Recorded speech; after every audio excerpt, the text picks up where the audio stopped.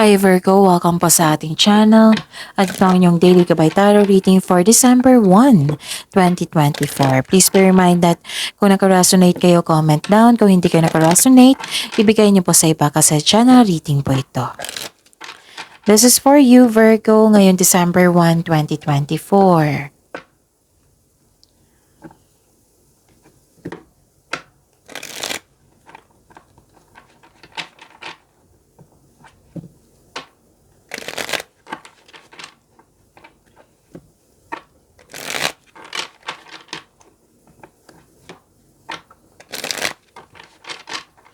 Para po ito sa inyo Virgo ngayong December 1, 2024. Maraming salamat po sa inyong patuloy na suporta at maraming salamat din po sa mga hindi nag-skip ng ads.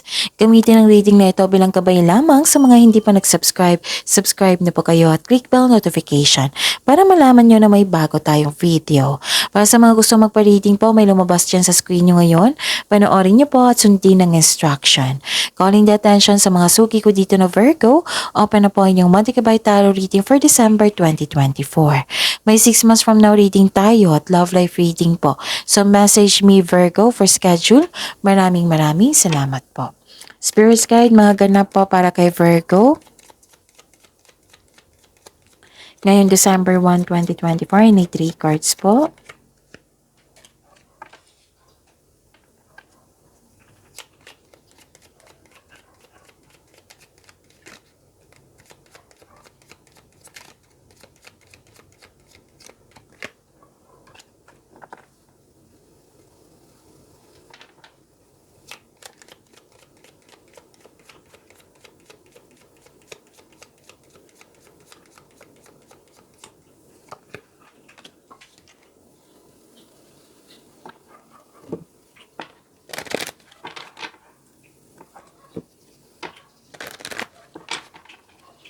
Spirits guide, mga mensahe po para kay Virgo ngayon December 1, 2024. I need 2 cards po.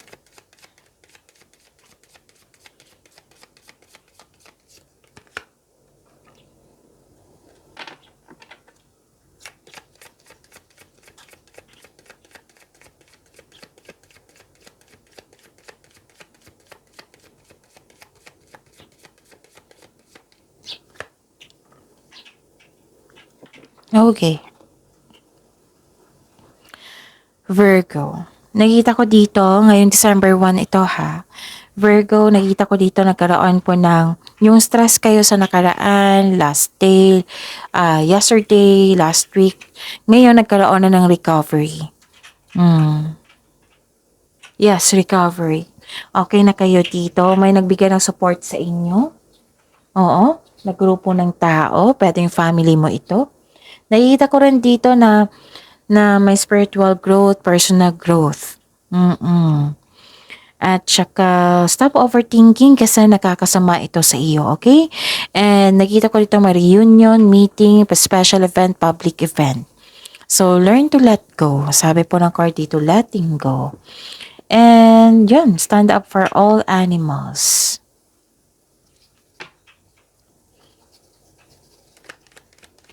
Spirits guide, ano po yung energy ni Virgo ngayon December 1, 2024?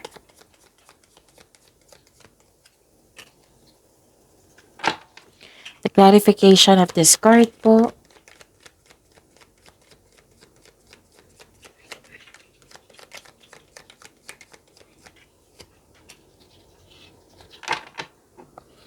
So, sa mga may oras dyan, kung gusto nyo po ha, panoorin nyo po yung last 4 days Gabay Tarot reading nyo po. Like for example, napanood nyo ito ngayong December 1, 2024. Panoorin nyo po yung November 30, 29, 28, 27. Kasi puro po iyon December 2024 na reading. So, yun. Kung may narinig kayo or may nakita kayong repeating message, meaning to say, pinupush ng cards nyo. Kasi ang ilan sa inyo, hindi binigyan ng attention. So, give attention po. Na kung maaari din po, bigyan nyo po ng solusyon at aksyon. Remember Virgo, at the end of the day, alam mo na ikaw lang taong may kakayahan at responsable na gumawa ng sarili mong katotohanan at kinabukasan. Okay, Virgo, ano yung energy mo? Nakikita ko dito na nagkaroon po ng may taong hindi totoo sa inyo na mahilig magmanipula. Makinig din po daw kayo sa inyong intuition. So, parang hinahayaan mo ang tao na manakit sa iyo or baka hindi ka pa ready na lumabas sa inyong comfort zone, natatakot ka pa. Nagpapadala ka sa takot dito, nabibigatan ka sa paggawa ng desisyon. So, ang sabi ng card dito, maging kalma at maging balanse. Okay? At nakikita ko rin dito na nagkaroon po ng na-pressured kayo dito exhausted kayo. Na parang ayaw mo tapusin yung trabaho mo or connection sa isang tao. Pinipressure mo yung sarili mo. Sabi ng card dito, subukan kunin mo lamang kung ano ang maari mong kunin. Tapos huwag maniwala agad sa chismis. Alamin nyo muna kung totoo ba yan or hindi. Tapos mag-ingat po daw kayo sa taong manloloko. Spirit's Guide, Career and Money po, the Virgo, ngayong December 1, 2024. And the clarification of this card po,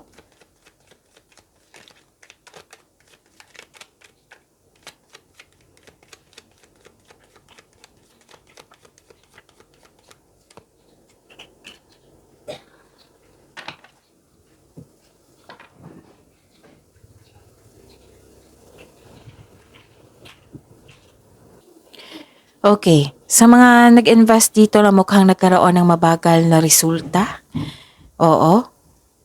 Again, sa mga nag-invest na mukhang nagkaroon ng mabagal na resulta, ngunit maging mapagpasensya, ito ay magbubunga po ng masaganang resulta kung hayaan mo lang itong magbunga. Continue to take steady action on your goals while remaining patient and realistic about your expectation. Kung ikaw ay naghahanap ng trabaho o nag-iisip ng bagong karera, panatilihing maasahin sa mabuti. Kasi may perfect time po daw dito. Okay? So this is long-term abundance, steady progress, ang ganda. Tapos kung gagawa kayo ng plano, konkretong plano ay kailangan para maiwasan yung pagka-burnout po. Kasi nakita ko dito na busy kayo Okay? Ano pa? Nakita ko rin dito na nagkaroon po ng parang tumiwalag ka sa isang grupo dito or may iniwasan kayo. Pwede din na end of contract or tumiwalag ka sa isang partnership. Pwedeng may tampuhan.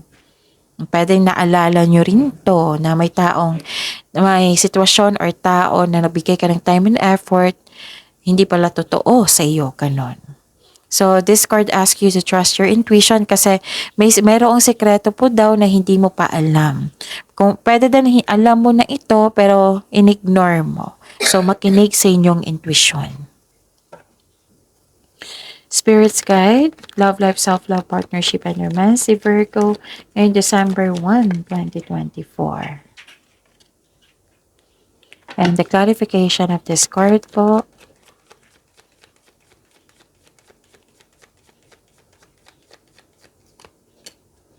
maraming salamat po sa patuloy na tiwala at suporta sa ating channel. At maraming salamat din po sa mga hindi nag-skip ng ads.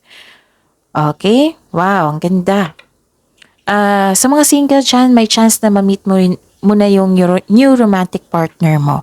Sa mga may relasyon, sa buhay mag-asawa, may problema or hindi kayo pagkakaunawaan na may problema o hindi pagkakaunawaan, may pagbabagong darating na ikakasiyan nyo. So, this can also mean a blessing in your relationship. May magandang new experiences after a time of sadness. So, magiging okay din ang lahat. You are moving from a painful cycle to happiness. So, embrace the new situation. Okay? At nakikita ko rin dito na nagkaroon po ng okay, may concern sa materialistic na tao, hindi nagbigay ng halaga. Instead of getting angry, have a conversation. Para alam din niya yung expectation mo sa kanya, sa inyong sitwasyon, adjustment where necessary. Make adjustment where necessary. So, may nakita rin ako dito may taong nangihimasok sa inyong desisyon. So, pag-usapan niyo po. para magkaayos kayo. Pagyamanin niyo po yung blessings na binigay sa inyo, Virgo. See you tomorrow. Please like, subscribe, and click the button for notification para updated po kayo sa daily tarot reading natin. Maraming salamat po.